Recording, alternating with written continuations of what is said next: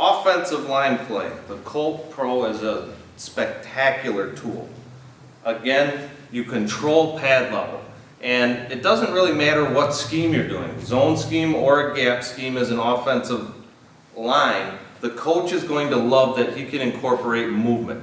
So the defensive line, you line up 4 Colts and a couple backers with Colts, spectacular tool because you can simulate different shades, different alignments, and then once the ball is snapped, you can have slanting, you can have stunting, your backers can move, and as you walk through stuff, what you get to then is full speed repetitions against different fronts, different stunts. It's a spectacular tool. Offensive line coaches love it. And when you get down into the drill then, what you can specifically do is work a defensive lineman who's coming down, or a combo from the offensive lineman.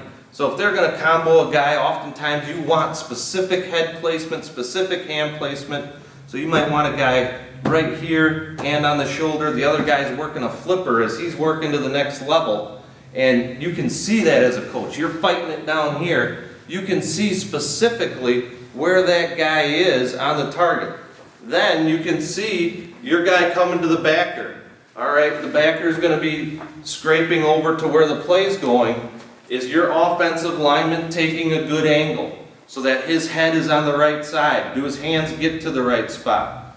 It's real easy to see because this is such a lifelike pad that if his head is over here, this linebacker is going to scrape over real easily. So it's a great instant feedback tool for offensive line coaches.